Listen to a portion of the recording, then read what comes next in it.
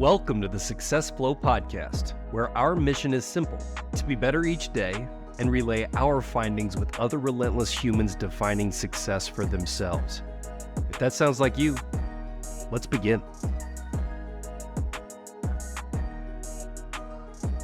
Glad that we're finally getting started. Thought we'd be kicking this off an hour ago. I know the technical difficulties were real on this one. We were supposed to jump on. You're right. I think it was like an hour ago, but hey, here we are. We're here. Let's get the pod going. The beauties of learning this stuff. Are we going to work on your background at all? Like, can we talk about that for a second? Are you talking about my wall? Like behind me? Is that what you're talking? Like, okay. My green wall here is legit. It just is open for interpretation. Don't knock my green wall. Although it would be nice if it was a different color, like, and I can actually use it as a green screen. It's not, I can't do anything with this. Yeah, it's like we're going to have some crazy graphics coming in, or you're going to be showing us the weather or something.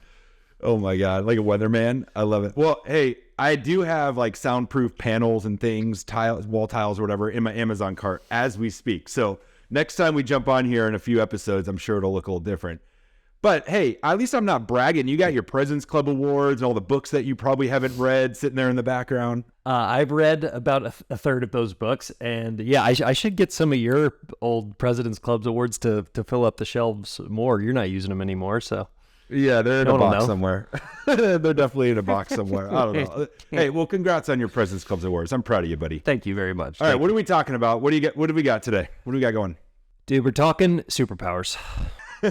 Superpower. What do you mean? Like flying, reading minds, X-Men style? What do you mean superpowers? We can talk about those too. I am curious what your superpower of choice would be, but we are talking actual human superpowers. So I had my laptop out and I forgot.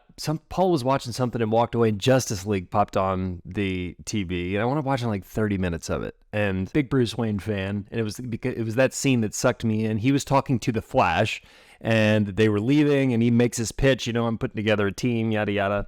The Flash agrees or whatever, and they go to leave, and the Flash looks up at Ben Affleck's Bruce Wayne and says, "What's your superpower anyway?" And he just goes, "I'm rich," and drives off in his McLaren and peels out. And I just love that scene, and Paula was ripping on me for how I was nerding out on that portion of the scene, and it hit me. I'm like, for the podcast, we need to talk about real people with real superpowers. All right. I love that movie too. That's a funny line. I remember that one. All right. So I'm thinking the easiest way to correlate superpowers and real human and whatever, I think it has to go to athletes. I think we kick it off there. We're both athletes, sports nuts. And so it's a pretty easy way to kind of describe some things. I'm going to ask you kick us off since this is your idea. Pick one athlete and what is their superpower? Or who is the superhero that they most resemble? I'll kick it off with Michael Phelps. I went, I think it was 2012. I went as him Halloween. No, 2009. I was Phelps for Halloween. Oh, and, God. He'd have to be Aquaman, right? Like the way he's cruising through the water. We have to go the cliche Aquaman for Phelps, but his superpower, I mean, everyone talked about like his diet when he was training for the Olympics, like how he was eating like 8,000 calories a day or whatever it was. And that's the training is one thing, but what I loved is his superpower, I think, was really simplifying his training. And my favorite story of his with his training is like when he was training for the Olympics, his to-do list had two things on it. It said, wake up, get in pool. And it was just him saying like, the only thing that I'm doing until the games is swimming. Like I will be swimming every day as hard as I can, until the Olympics come. So I think that amount of focus and essentialism, which I love, like how can we do less better, is a huge superpower, and that would be Aquaman, Michael Phelps.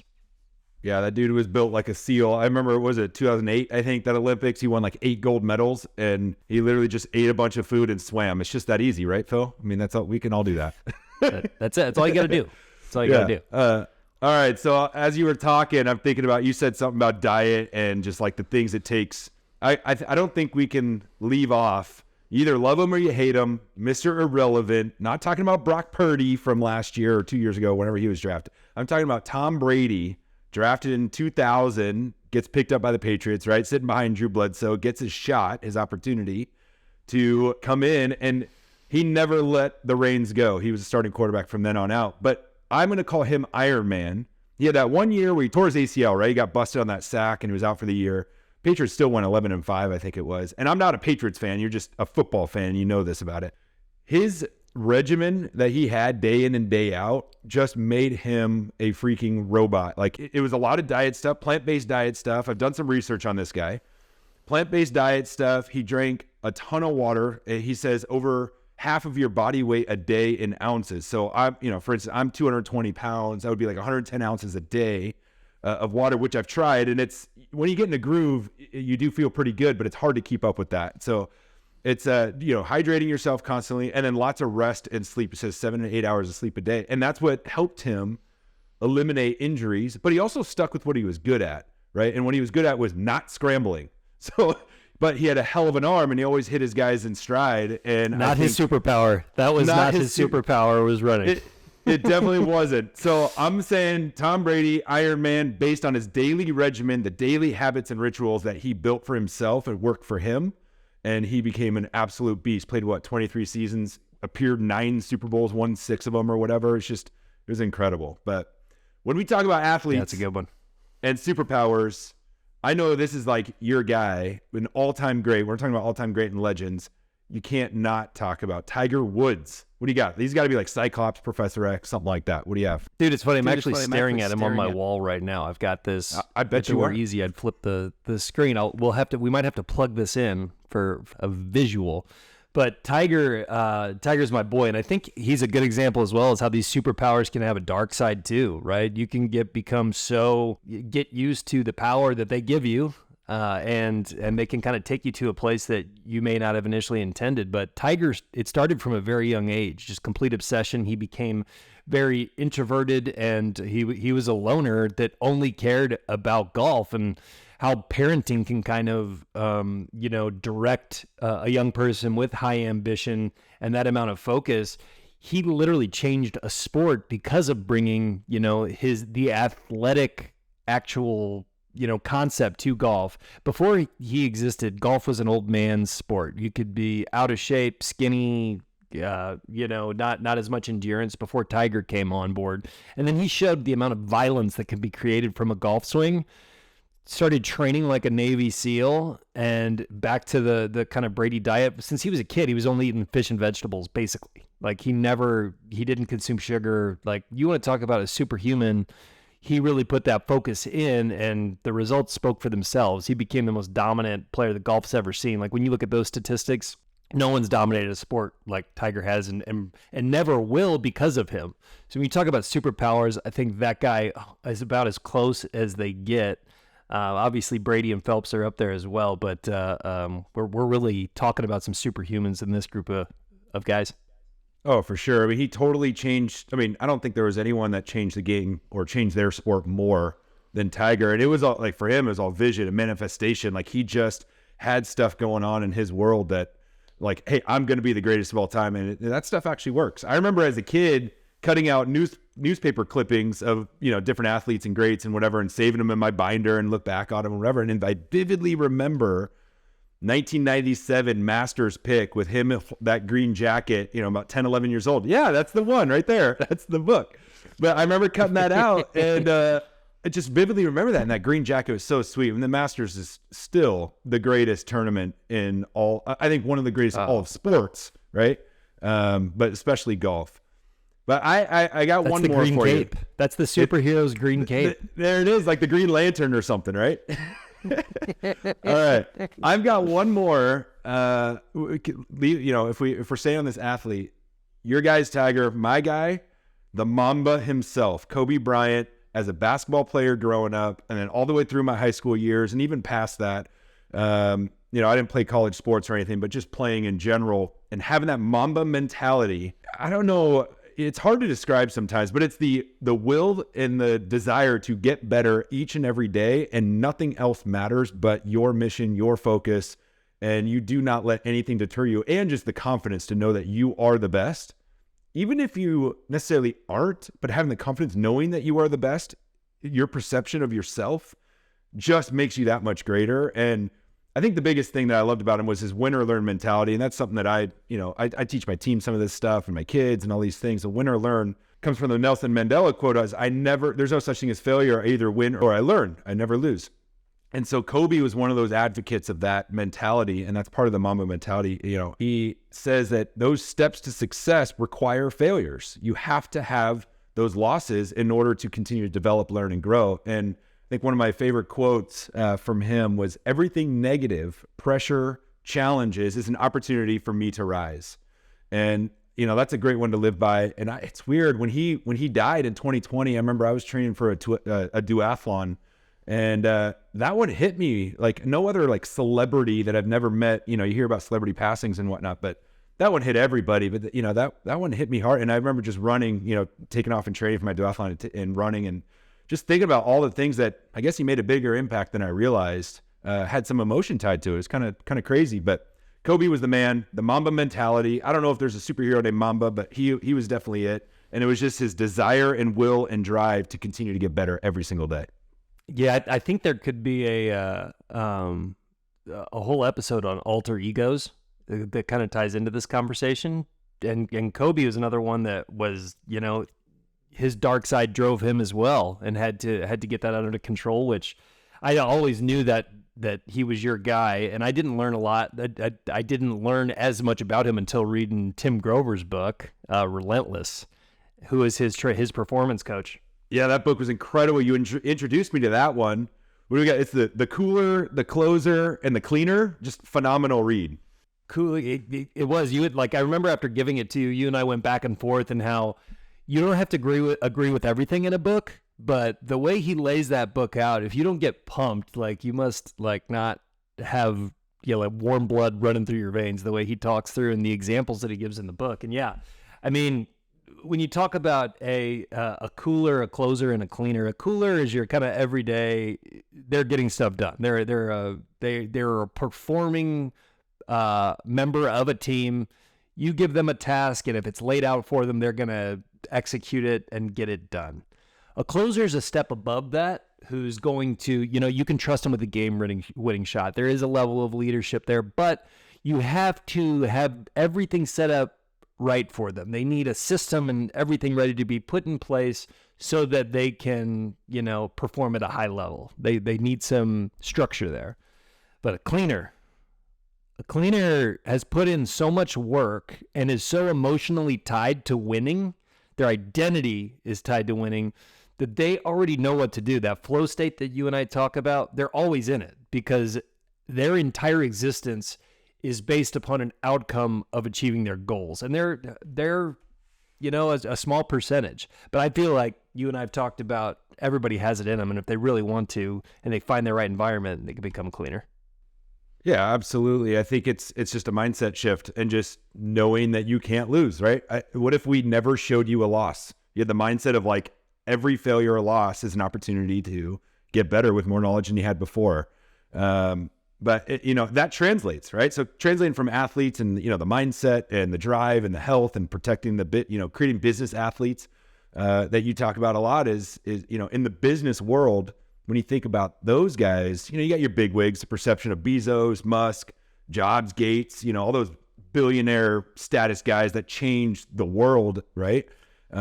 But if I were to hit on somebody that people know well, but wouldn't maybe put them in that $1 billion echelon, that would be considered a cleaner, someone that has the drive and the will and the desire to just be the greatest and do it without any deterrence or doesn't let anything bother them. I'm talking about Mark Wahlberg. What do you know about Mark Wahlberg? You seen this show on HBO? Mark?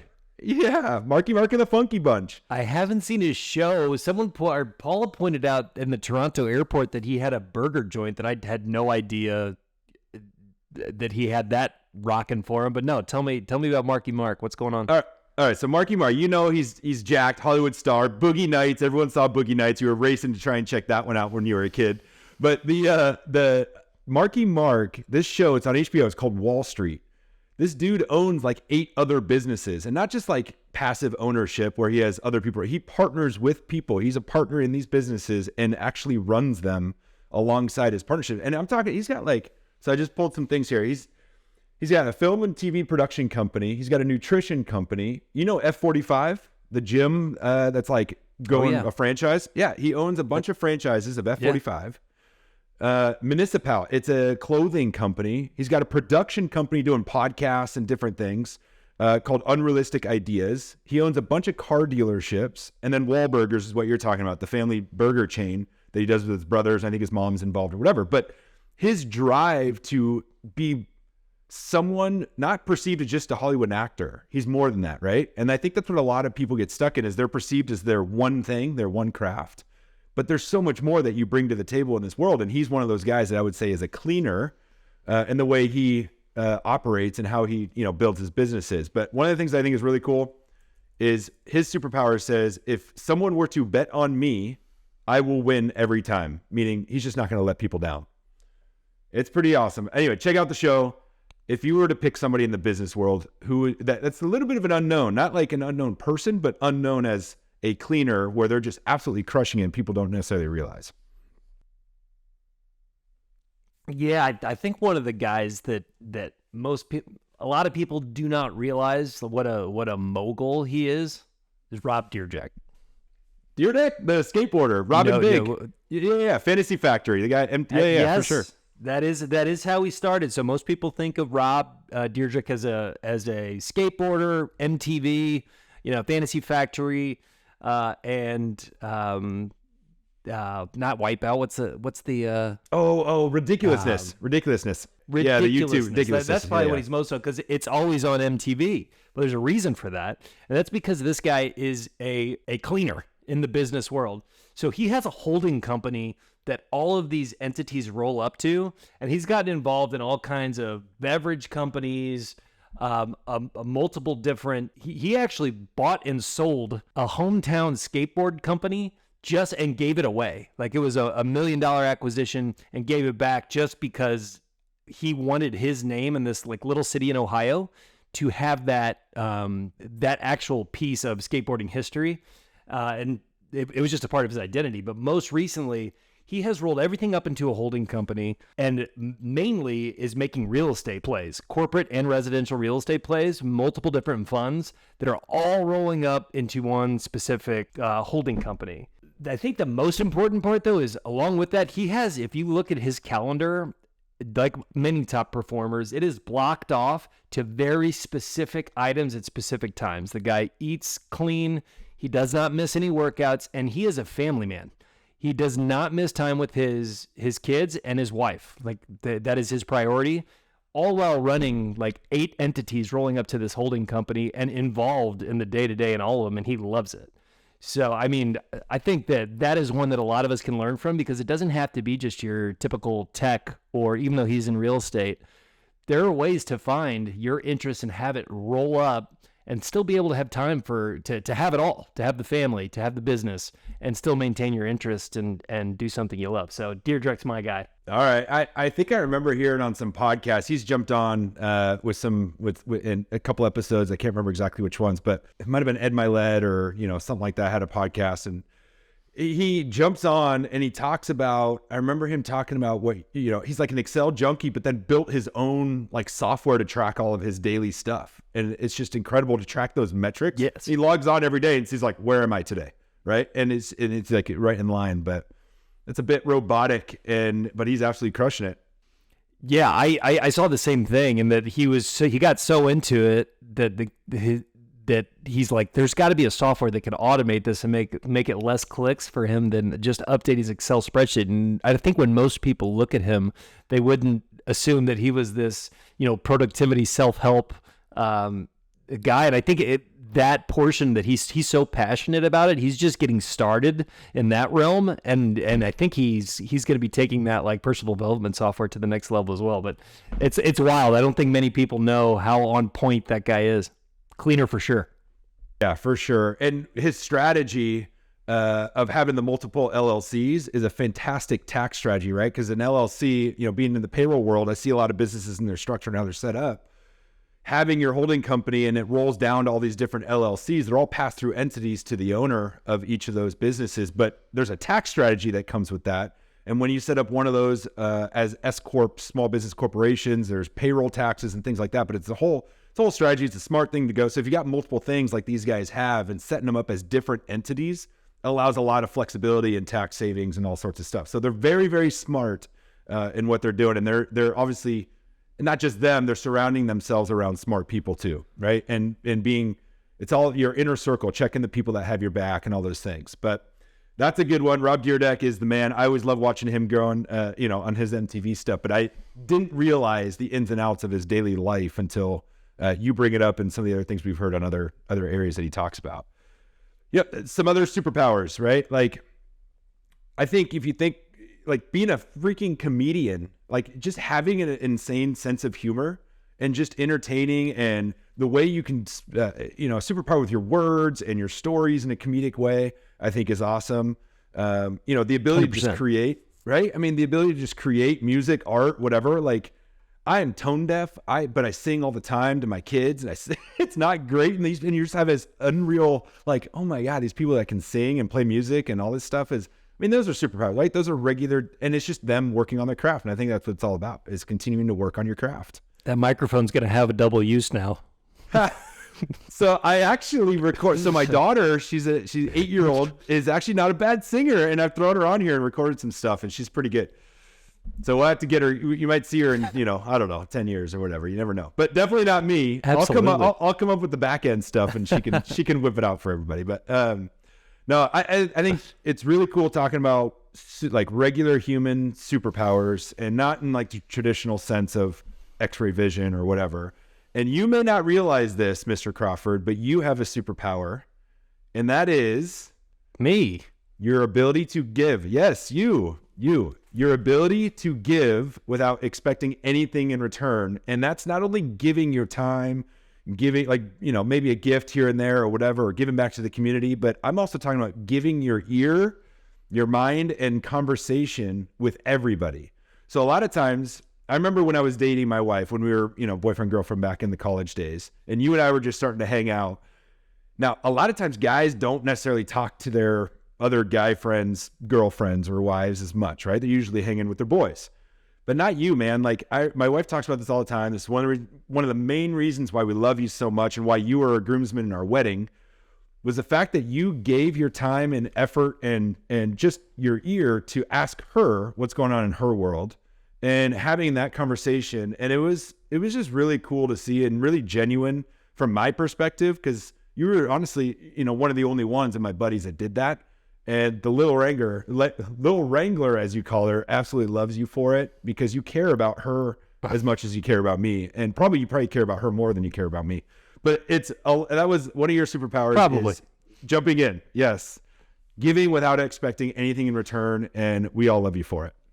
Well, I appreciate that, man. I had no idea that is how you guys felt, but I really appreciate it. And I think that, that's another thing. Like, a lot of these superpowers, you don't even realize you have them. It's just kind of what, how you show up and function in the world. And you may not even realize this. You have to do some self-reflection, or hear it from, the people that are closest to you, to figure out how you can nurture those skills. But I do appreciate that. And I would say that is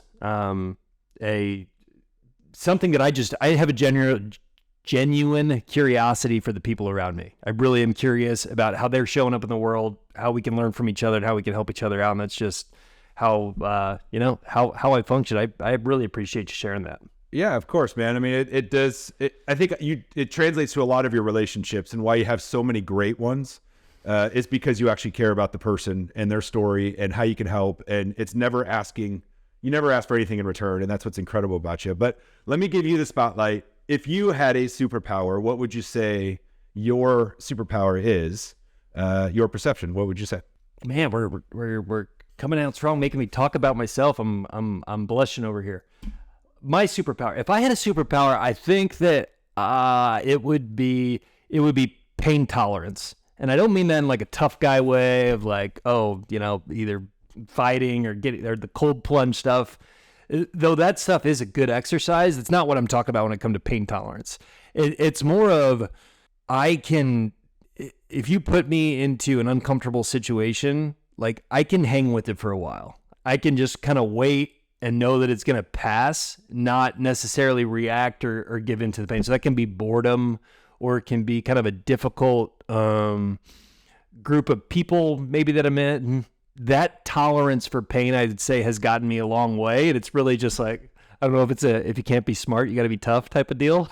That's a Jackass song or something like that. But my whole thing's always been, well, if you can just stay there long enough, if you don't quit, like, then you can't really lose. So I think that's got me a long way going through some tough stuff when I was younger. If you just, stick with it, and having that pain tolerance, that can be a superpower, and it's helped me out a lot. Well, I was going to say, Goggins, you read that book, Can't Hurt Me, and he talks a lot about in there, that calloused mind. Now, I don't think you went through everything he went through growing up. That guy that was an intense backstory, but I'd agree with you. You're doing jujitsu now too. You do the cold plunge stuff. So like that is all preparing your mind for challenging things that you're like, hey, I'm going to be able to get through it, because you're doing some of the physical stuff, but also the mindset work. I would say that meditation is a superpower as well. When we were thinking about this episode, that was one of the ones that came to mind that I didn't realize was a superpower, but just the ability to sit in silence. That's uncomfortable. It's really uncomfortable. And the stuff that can come up isn't always fun. But if you're able to do it, you can sit through a lot of other boring things or things that you need to sit through, and it can really be a superpower. So I guess enough about me. I want to hear what your superpower would be, my man. Oh man, superpower.